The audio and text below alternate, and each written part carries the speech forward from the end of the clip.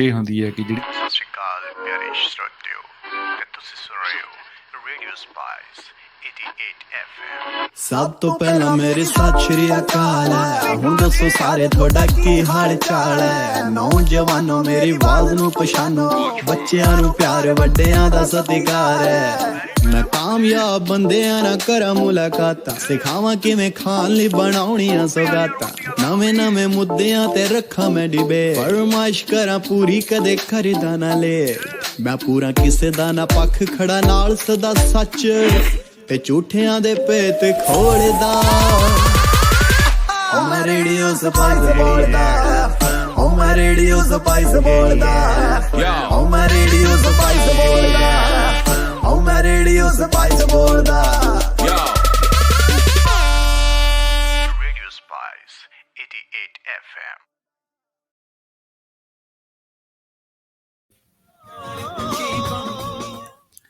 ਤੇ ਲਓ ਜੀ, ਬੜੇ ਮਾਣ ਦੇ ਨਾਲ ਤੁਹਾਡੇ ਨਾਲ ਇਹ ਗੱਲਬਾਤ ਜਿਹੜੀ ਹੈ ਅਸੀਂ ਹਾਜ਼ਰ ਕਰ ਰਹੇ ਹਾਂ, ਜਿਸ ਦੇ ਵਿੱਚ ਸਕਰੀਨ ਦੇ ਉੱਤੇ ਤੁਹਾਡੇ ਸਾਹਮਣੇ ਜਿਹੜੀ ਫੋਟੋ ਨਜ਼ਰ ਆ ਰਹੀ ਹੈ NRISU ਯੂਨਿਟ ਦੇ ਜਿਹੜੇ ਬਹੁਤ ਹੀ ਟੈਲੈਂਟਡ ਆਫਿਸਰਸ ਨੇ, ਜਿਹੜੀ ਟੀਮ ਮੈਂਬਰਸ ਨੇ, ਇਹਨਾਂ ਬਾਰੇ ਵੀ ਚਰਚਾ ਹੋਏਗੀ। ਲੇਕਿਨ ਪਹਿਲਾਂ ਚਰਚਾ ਜਿਹੜੀ ਹੈ ਉਹ ਮੈਟ ਦੇ ਨਾਲ ਕਰਾਂਗੇ। Matt Morena, how are you today? Kete pe hakoi. Thank you for having me on. Wonderful. Matt, this is very hot topic at the moment. I'm not just talking about the South Asian community, but the overall picture of this beautiful nation. Retail safety never been so much concern as we compare to these days. So what is your understanding, according to your role, the real definition of retail safety these days in New Zealand?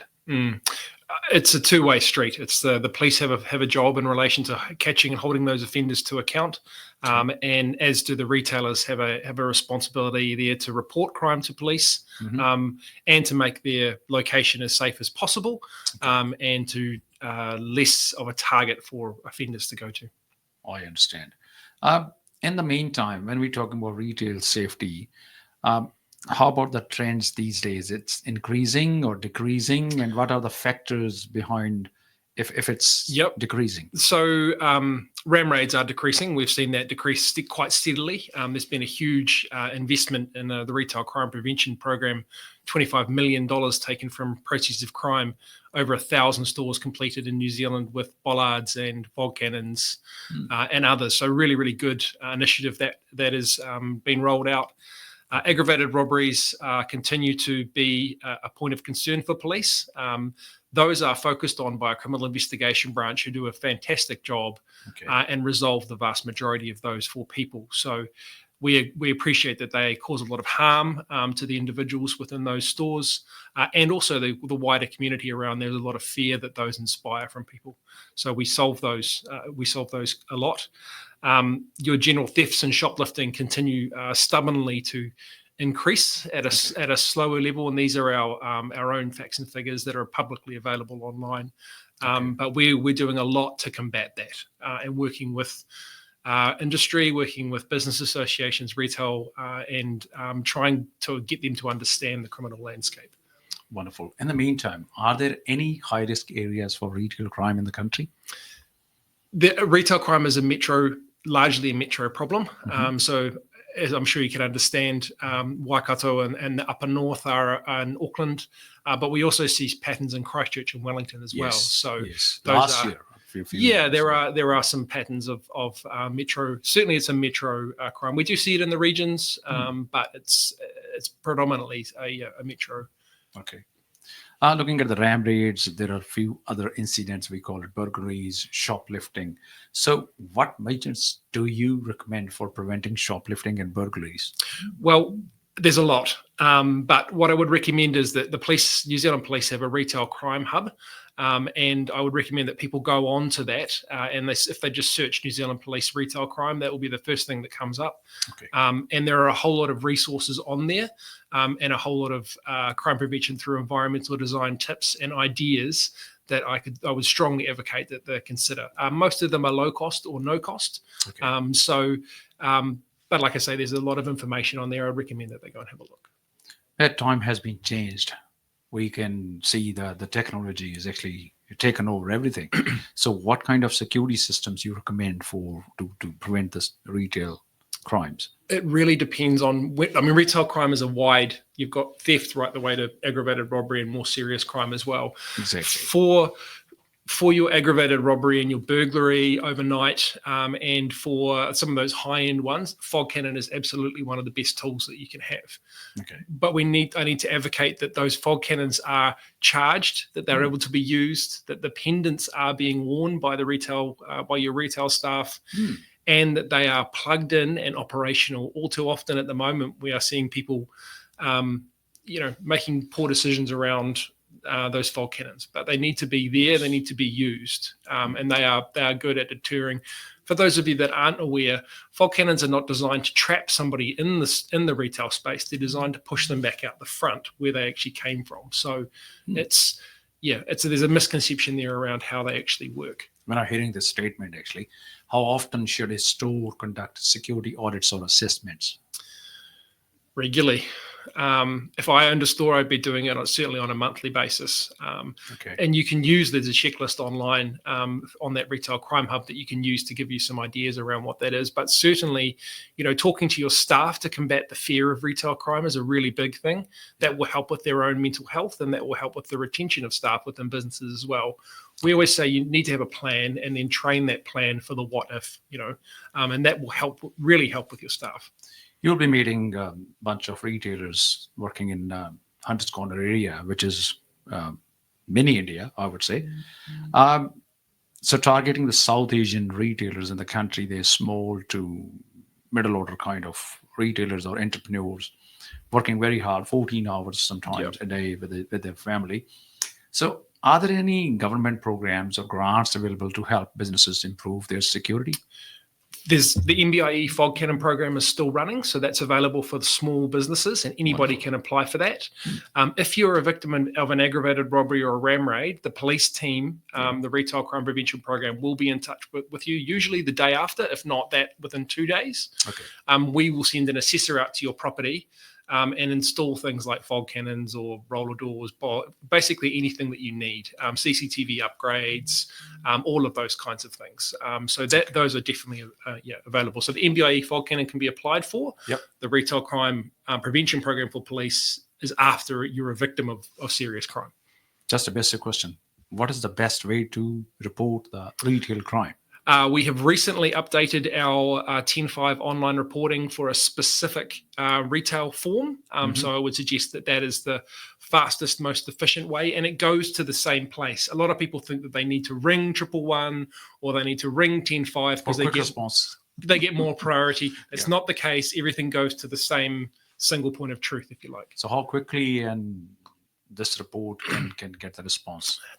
Depends on a lot of factors. You should get a response relatively quickly from an automated response, but as to when and if, I would hate to speculate exactly on that. There's another question about the awareness. What sort of evidences they should collect, the retailers should collect when they're reporting this matter before the police arrive, actually? CCTV is a must for us. And certainly from the high-end crimes, we will want things like DNA and fingerprints. So consider preserving the scene. So just removing customers and that kind of stuff from there as well. But really the thefts and that kind of thing, CCTV is the really most important thing. And if you've got time, print out a receipt of the item stolen, because we need that as well for the court hearings and stuff as well. So I agree. In the meantime, when we're sitting in ethnic advisory meetings, we always face this question that why people not reporting the incidents. We are trying our best to maintain the trust between the community and the police. But in the meantime, I would love to ask, looking at the joint venture, how can the retailers and the police jointly work together to stop the repeated offenders? So that's a relationship, as you said, between police and local retailers, and it's really held at that local level. At my national level, I meet with all the national big retailers and stuff like that, but the individual small owner operators, they need to be in direct contact with their local police. Yes. And please, if you get any listeners that aren't in contact, I'd be very happy to facilitate that with their local police, because the local police will know who the offenders are in their area and can share the trends and the knowledge and give them some advice So really, it's like you said, it's a joint, but it's really a relationship between your local police staff and yourselves. So like I said, if you're having any issues with contact, please, you can get in contact with me in relation to that.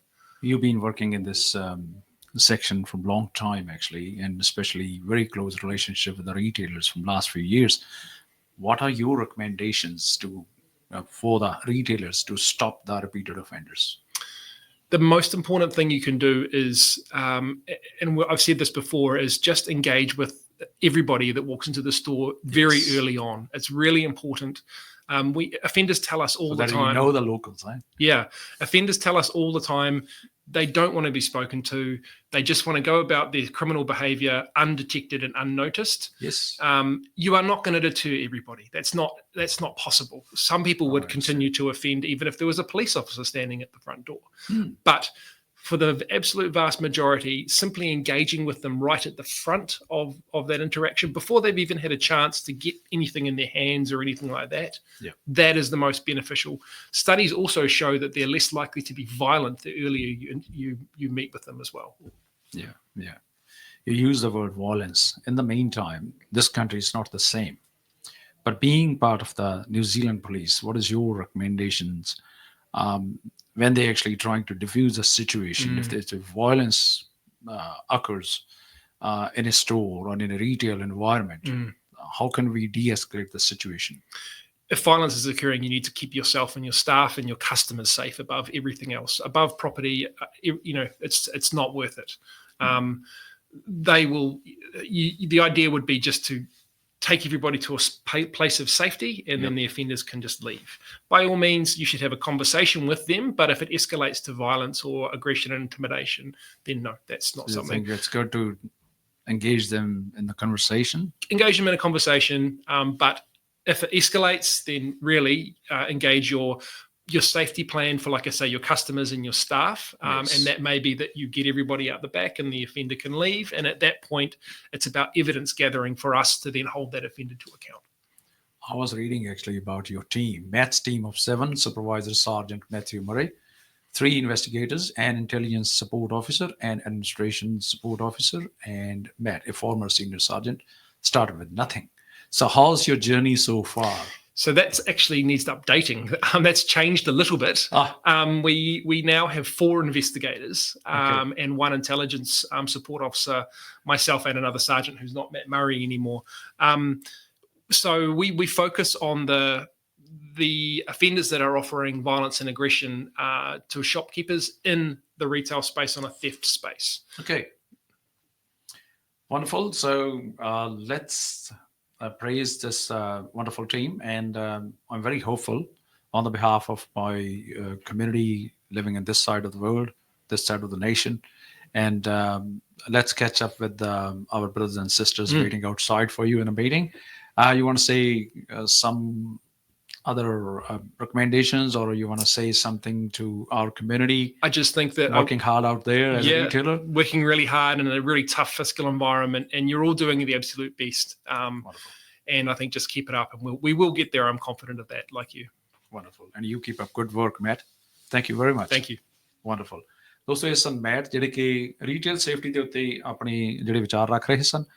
Retail industry ਦੇ ਵਿੱਚ ਇੱਕ ਬਹੁਤ ਜ਼ਰੂਰੀ ਹੈ ਕਿ police ਦੇ ਨਾਲ ਰੀਟੇਲਰਸ ਜਿਹੜੇ ਨੇ ਉਹਨਾਂ ਦਾ ਆਪਸ ਦੇ ਵਿੱਚ ਰਾਬਤਾ ਬਹੁਤ ਸ਼ਾਨਦਾਰ ਰਹੇ।